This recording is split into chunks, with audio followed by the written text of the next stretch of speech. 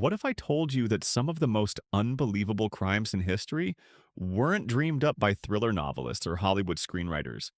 These are real events that happened to real people, documented in court records and police files. From military operations gone hilariously wrong to criminal masterminds with the strangest motives imaginable, the truth is often stranger than any fiction you could conjure up. Today, we're diving deep into 33 of the weirdest, most bizarre, and downright shocking crimes that actually occurred throughout history. We're talking about cases that made judges question reality, left detectives scratching their heads, and created headlines so absurd that newspapers thought they were printing satire. Get ready to have your mind blown by the sheer creativity, stupidity, and occasional genius of criminals throughout the ages. Some of these stories will make you laugh, others will leave you disturbed, but all of them are completely verifiably true. Let's jump right in. Crime number 1. The Great Emu War of 1932. Let's start with something that sounds like a joke but was deadly serious to the Australian government. In 1932, Australia declared war on birds. Not metaphorically, not symbolically, but an actual military operation complete with soldiers, machine guns, and official battle reports. The enemy? 20,000 emus that had invaded farmland in Western Australia. These weren't your average nuisance birds. After World War I, Australian veterans had been given farmland to cultivate, but the emus had other plans. They descended on the wheat fields like a feathered army, trampling crops and destroying fences. The farmers begged the government for help, and Defense Minister Sir George Pearce responded by sending in the military. 2 soldiers armed with Lewis machine guns and 10,000 rounds of ammunition were dispatched to handle the situation. Here's where it gets embarrassing. The emus won. These birds proved to be strategic geniuses, splitting into small groups and scattering when attacked. Their thick feathers and quick reflexes made them nearly impossible to hit. After several weeks of operations, the military had fired thousands of rounds but killed fewer than 1,000 birds. One official report compared the emus to Zulus, describing them as nearly impossible to mow down even with machine guns. Eventually, the military withdrew in humiliation.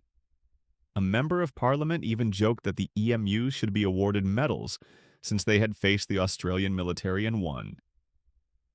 The government switched tactics to offering bounty payments to civilians, which proved far more effective than their armed forces. This remains one of the few documented cases where a modern military lost a war to flightless birds. Crime number 4. The man who outsmarted DNA testing. In the early 2000s, police in Missouri were baffled by a repeat sexual assault suspect who kept passing DNA tests. Every time they brought him in for questioning and took blood samples, the results came back negative. The evidence at crime scenes pointed directly to him, but the science said otherwise. For years, investigators were stuck in an impossible situation. The breakthrough came during a routine assault case when medical staff decided to draw blood from a different location than usual. Suddenly, the DNA matched. Upon further investigation, doctors discovered something horrifying. The suspect had surgically implanted a plastic tube filled with someone else's blood into his arm. Whenever blood tests were ordered, he would insist they draw from that specific arm, and lab technicians had no reason to question it.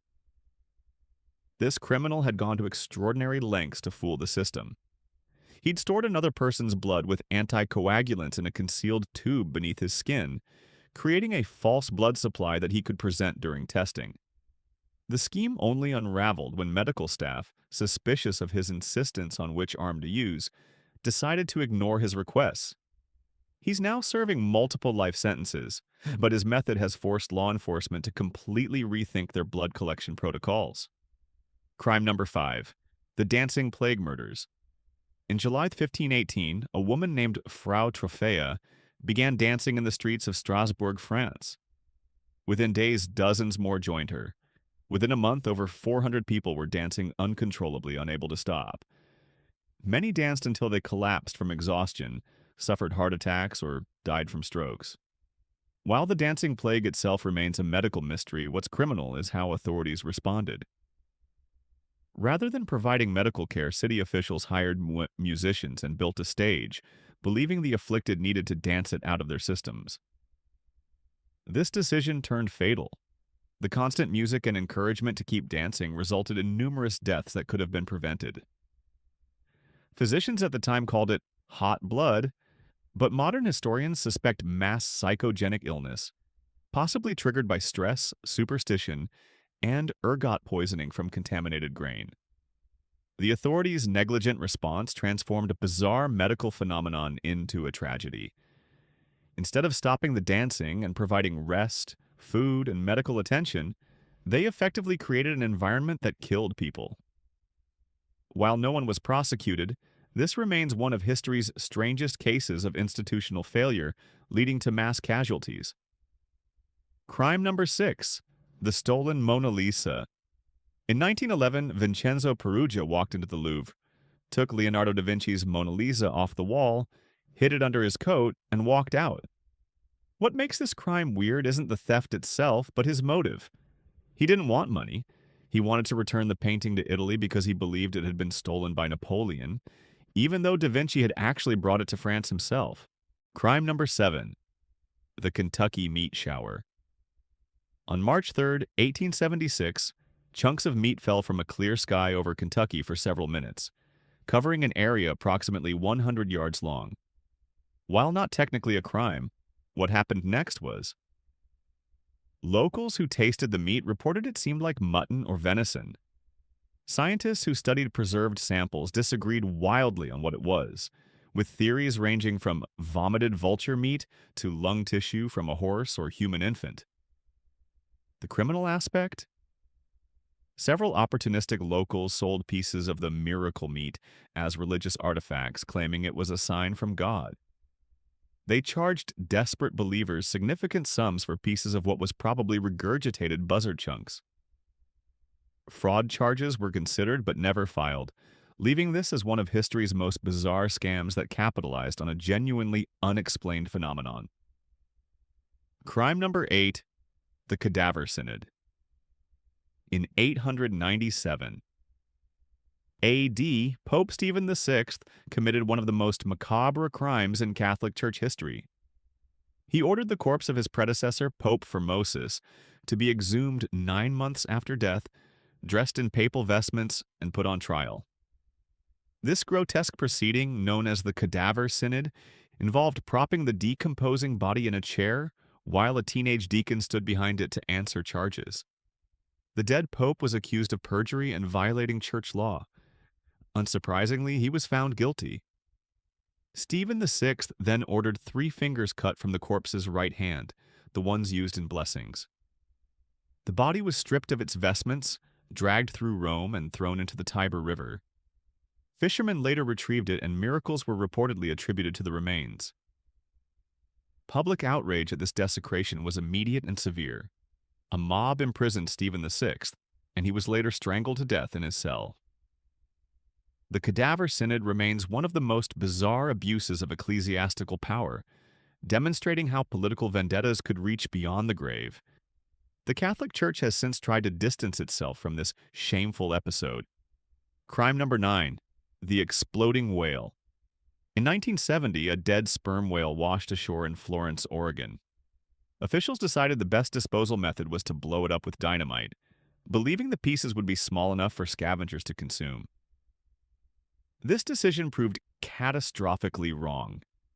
The explosion sent massive chunks of whale blubber flying hundreds of feet in all directions. Car windshields were smashed, spectators were covered in putrid whale remnants, and large pieces of carcass landed on vehicles in the parking lot. One Plymouth was completely crushed under a massive slab of whale flesh.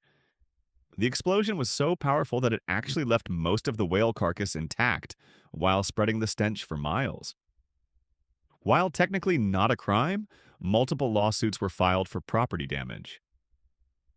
The engineer who approved the operation faced significant professional consequences. This incident has become legendary in disaster management courses as an example of how spectacular miscalculation combined with overconfidence can turn a problem into a catastrophe. Crime number 10, the Great Moon Hoax. In 1835, the New York Sun published a series of articles claiming astronomers had discovered life on the moon. The reports described bat-winged humanoids, unicorns, bipedal beavers, and elaborate temple structures, all supposedly observed through a powerful new telescope. The stories were completely fabricated, but they fooled thousands and dramatically increased the newspaper's circulation. The articles were written by reporter Richard Adams Locke, who attributed the discoveries to the real astronomer Sir John Herschel, who was conveniently working in South Africa at the time and couldn't immediately dispute the claims. The hoax worked because it mixed scientific language with fantastical descriptions, making it seem plausible to an audience unfamiliar with actual astronomy. When the truth emerged, some readers were devastated. They had believed humanity had finally found proof of extraterrestrial life. Others were simply embarrassed they'd been duped. The Sun never formally retracted the stories or apologized, and Locke faced no legal consequences, despite committing what amounted to mass fraud. This case established a troubling precedent that sensationalism and fabrication could be profitable with minimal accountability. Crime number 11, the body on Somerton Beach. On December 1st, 1948, a man was found dead on Somerton Beach in Adelaide, Australia. He had no identification, and all labels had been cut from his clothing. In his pocket was a piece of paper with the words Tamam Shud, meaning ended or finished, torn from a rare edition of the Rubaiyat of Omar Khayyam. The case remains unsolved over 70 years later. What makes this criminal rather than just mysterious is the evidence suggesting foul play. The man showed no visible injuries, but pathologists determined he likely died from poisoning with a substance that left no trace. A suitcase found at a nearby train station contained clothes with labels removed and a coded message that has never been deciphered.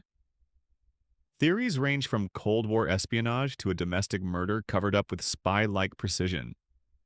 DNA testing conducted in recent years has failed to match the body to any missing persons. Whoever this man was and whoever killed him, they succeeded in creating one of the most enduring unsolved mysteries in criminal history. The Somerton Man case has inspired countless books, documentaries, and investigations, but the truth remains elusive. Crime number 12, the salami slicer scheme. In the 1990s, a computer programmer working for a major bank developed an ingenious theft method.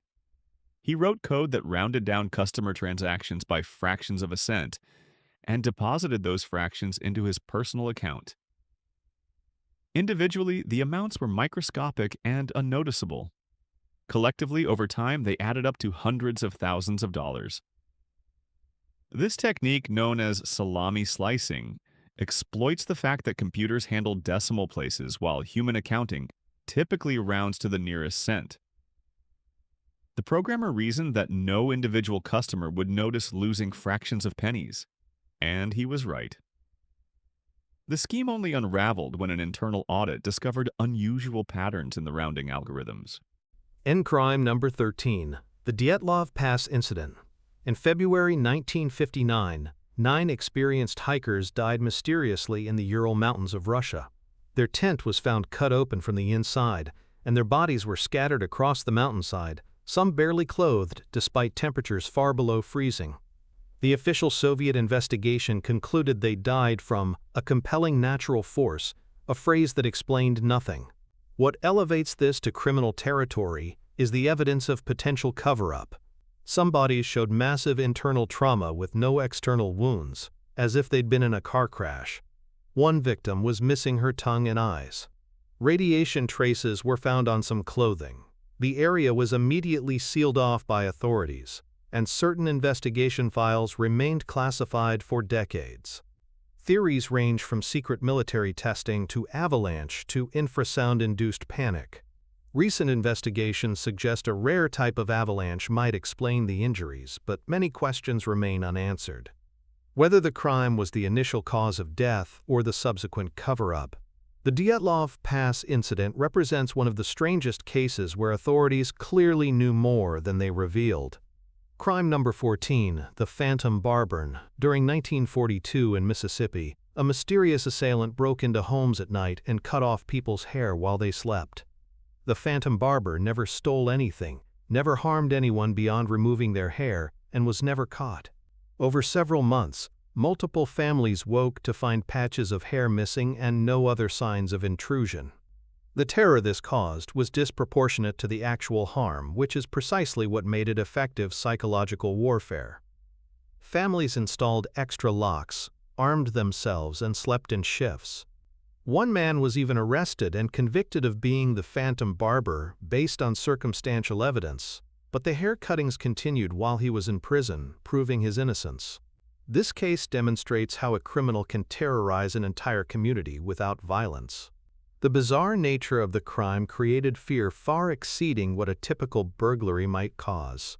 People could handle the loss of valuables, but the idea of someone standing over them with scissors while they slept was psychologically devastating. The Phantom Barber was never identified, and the incidents eventually stopped as mysteriously as they began. Crime number 15, the Lovers, Lane murderers. Between 1946 and 1950, an unknown assailant terrorized Texarkana, attacking couples parked in isolated areas. The attacks began with brutal beatings and escalated to murder. Despite extensive investigations and intense public pressure, no one was ever charged. A suspect was identified but never prosecuted due to insufficient evidence. What makes this particularly criminal beyond the obvious murders is how the case was mishandled. Evidence was contaminated, witnesses were poorly interviewed, and multiple law enforcement agencies failed to coordinate effectively. Some researchers believe the killer was actually apprehended for other crimes, but never connected to these murders due to investigative failures. The case inspired the film The Town That Dreaded Sundown, and remains one of America's most infamous unsolved serial murder cases. It demonstrates how criminal incompetence in investigation can be as consequential as the original crimes. Crime number 16, the man who sold the Eiffel Tower. Victor Lustig was perhaps history's most audacious con artist. In 1925, he read a newspaper article about the Eiffel Tower's deteriorating condition and expensive maintenance. Lustig forged government documents identifying himself as a Deputy Director General of the Ministry of Posts and Telegraphs, then invited 6 scrap metal dealers to a secret meeting. He explained that the government had decided to demolish the Eiffel Tower but wanted to keep it quiet to avoid public outcry. He was soliciting bids for the salvage rights to thousands of tons of iron. One dealer, André Poisson, was desperate to break into the Parisian elite business world. When Poisson seemed hesitant, Lustig played his master stroke. He confessed that, as a government official, he was poorly paid and hinted that a bribe would secure the contract. This convinced Poisson completely, because it fit his expectations of government corruption. Poisson paid both the scrap rights and a substantial bribe. By the time he realized he'd been conned, Lustig was long gone. Poisson was too embarrassed to report the crime. The incredible part? Lustig returned to Paris a month later and tried the same scam again. This time the mark went to the police, and Lustig had to flee to America, where he continued his criminal career counterfeiting currency before finally being caught. He sold the Eiffel Tower twice without ever owning it. Crime number 17, the Doctors. Trial horrors. After World War II, the Nuremberg trials prosecuted Nazi war criminals. The Doctors' trial specifically addressed medical personnel who conducted horrific experiments on concentration camp prisoners. These weren't mercy killings or unfortunate wartime necessities. These were calculated crimes disguised as research. And prisoners were subjected to extreme cold, high-altitude pressure, infections, and experimental surgeries without anesthesia. The research had no scientific merit and produced no useful medical knowledge. It was torture dressed up in clinical language and documented with meticulous German record-keeping. Victims were frozen alive, deliberately infected with diseases, and dissected while conscious. and 23 defendants faced justice and 7 were executed, but many escaped prosecution by fleeing to South America or being recruited by Allied intelligence services for their expertise. The trial established the Nuremberg Code, a set of ethical principles for human experimentation that forms the basis of modern medical ethics. What's particularly disturbing is how ordinary medical professionals convinced themselves that their actions were justifiable science. They wrote papers, held conferences, and built careers on human suffering. This demonstrates how institutional structures can normalize atrocities when combined with ideological justification and professional detachment. Crime number 18. The Bling Ring. Between 2008 and 2009, a group of California teenagers burglarized the homes of celebrities, including Paris Hilton, Orlando Bloom, and Lindsay Lohan. They didn't use sophisticated techniques, they simply checked celebrity gossip websites to see who was out of town, then went to their houses. Paris Hilton's house was so easy to rob that the teens returned multiple times, eventually getting bored and taking items they didn't even want. They found a key under the doormat on their first visit. The crime was weird, not because of how it was committed, but because of what it revealed about celebrity culture and security incompetence.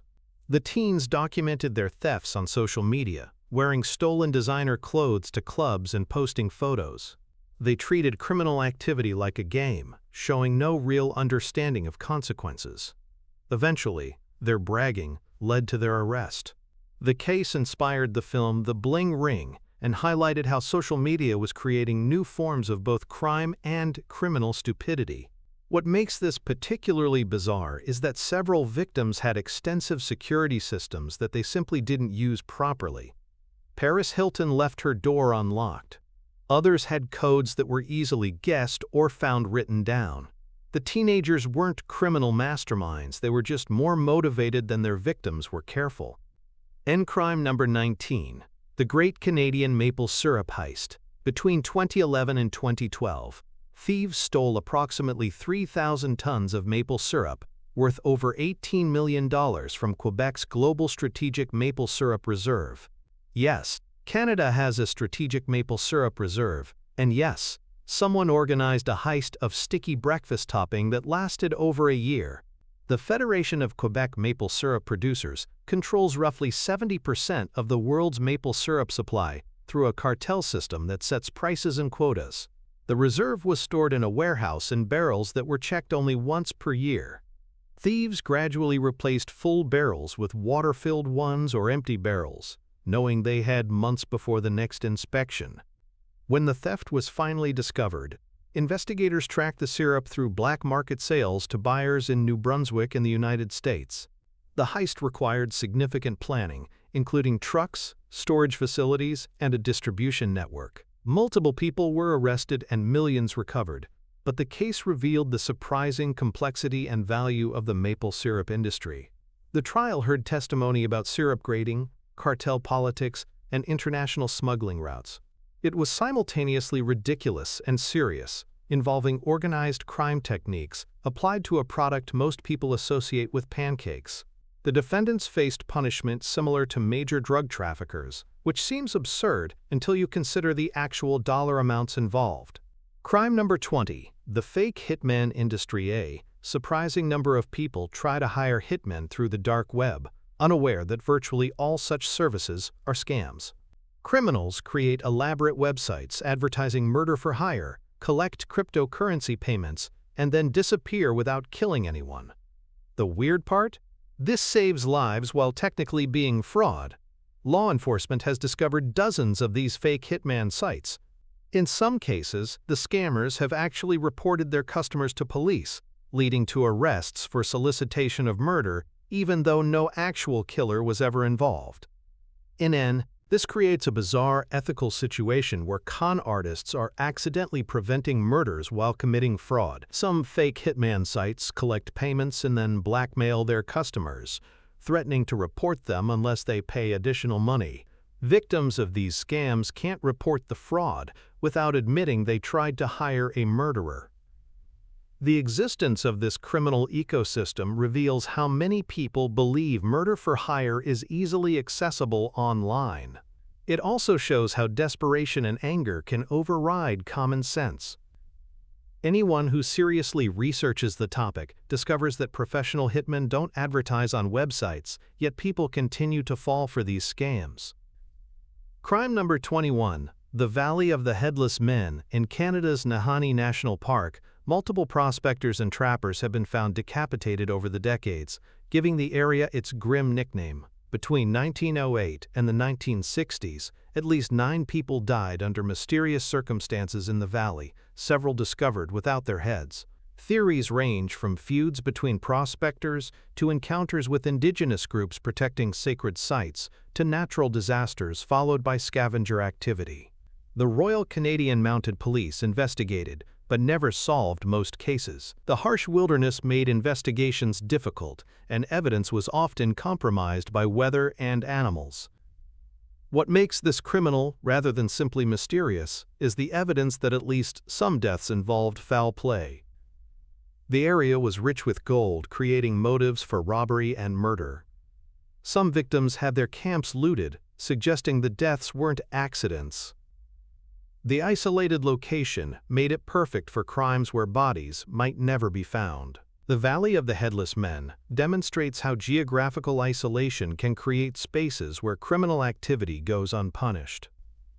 When law enforcement is days or weeks away and evidence degrades rapidly, even obvious murders can become unsolvable mysteries. Modern forensics might crack these cases if bodies were available for testing, but most remains have long since disappeared.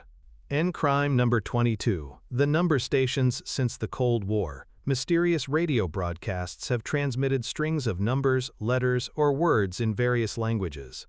These number stations are believed to be covert military or intelligence communications, but governments deny their existence or refuse to comment. While broadcasting coded messages isn't necessarily criminal, what happens next sometimes is. Several espionage cases have involved defendants caught with materials matching numbers station broadcasts. In 2001, the FBI arrested Cuban intelligence officers in Miami who used these transmissions to receive instructions. The prosecution proved the connection between radio broadcasts and spy activities, finally confirming what had been suspected for decades. What's weird is that these stations continue operating in an era of encrypted internet communications. New numbers stations appear regularly, broadcasting to unknown recipients with unknown purposes. They represent a strange intersection of modern espionage and obsolete technology, suggesting that some covert communications methods are considered too reliable to abandon. The criminal aspect isn't the broadcasts themselves, but what they enable: espionage, sabotage, and information theft.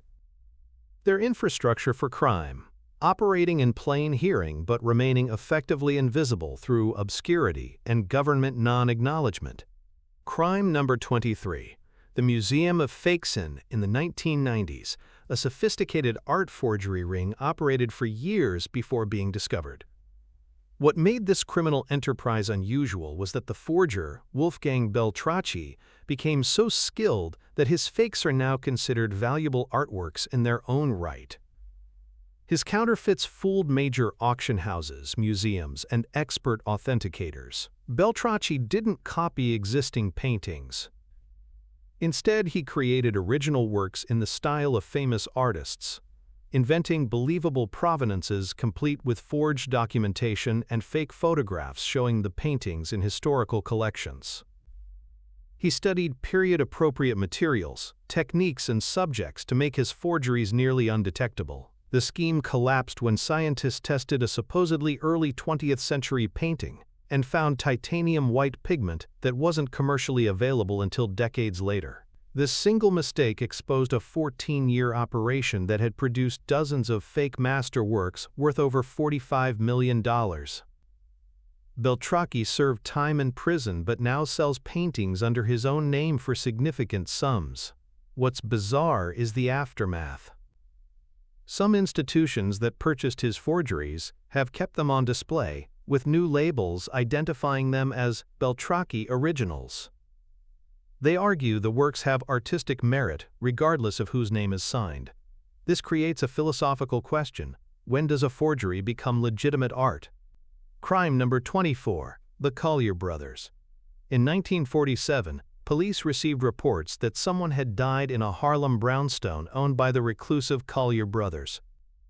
When officers broke in, they discovered floor-to-ceiling tunnels carved through decades of accumulated trash, newspapers, furniture, and bizarre collections.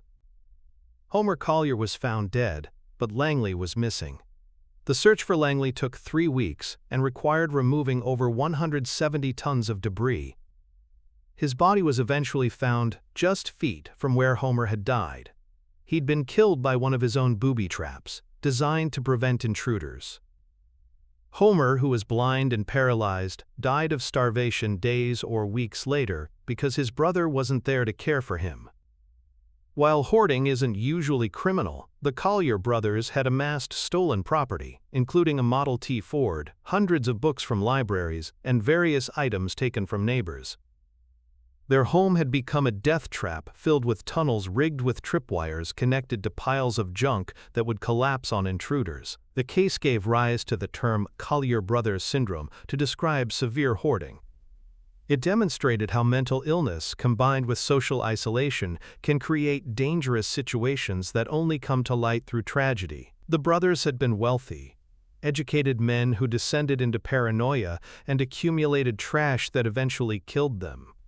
Crime number 25. The sweating sickness murders. In 16th century England, a mysterious disease called sweating sickness killed thousands. Victims developed severe fever, sweating, and typically died within 24 hours.